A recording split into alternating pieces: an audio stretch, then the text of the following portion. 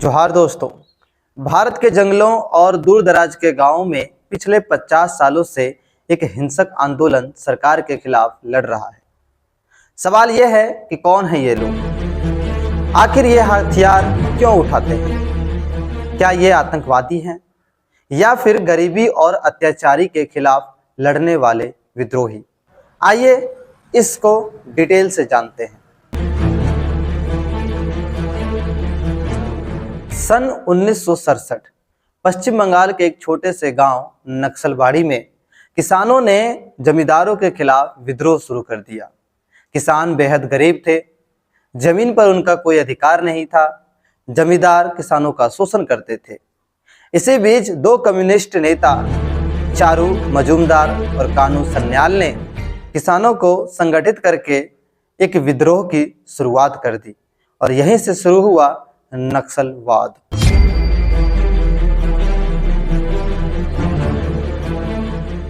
धीरे धीरे यह आंदोलन झारखंड, ओडिशा, छत्तीसगढ़ और आंध्र प्रदेश के जनजातीय इलाकों में फैला।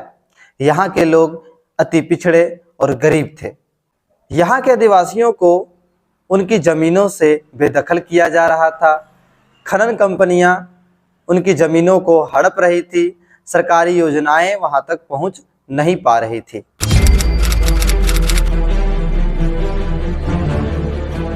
जब आदिवासी इसके खिलाफ आवाज उठाते थे तो उन पर पुलिस लाठीचार्ज, गिरफ्तारी और फर्जी एनकाउंटर करा देती थी। ऐसे में कुछ युवक जो इससे तंग आ चुके थे, उन्होंने हथियार उठा लिए और नक्सलवादी गुटों में शामिल हो गए।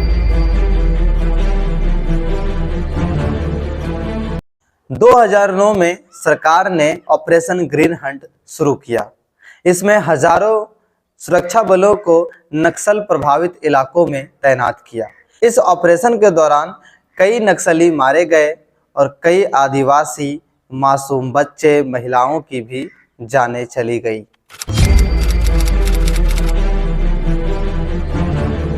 लेकिन सवाल ये है कि क्या सिर्फ मिलिट्री एक्शन से ही नक्सलवाद समाप्त हो जाएगा?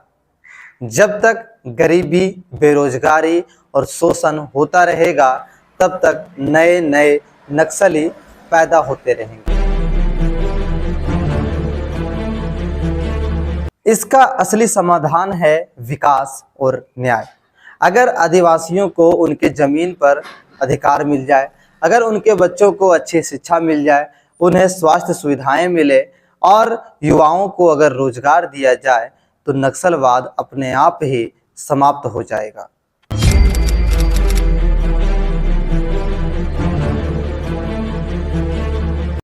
सरकार इन्हें आतंकवादी मानती है। कई मानवाधिकार संगठन इन्हें विद्रोही मानती है। लेकिन सच यह है कि नक्सलवाद एक जटिल समस्या है जिसका कोई आसान जवाब नहीं है। आप इस बारे में क्या सोचते हैं? अपनी राय कमेंट में जरूर बताएं।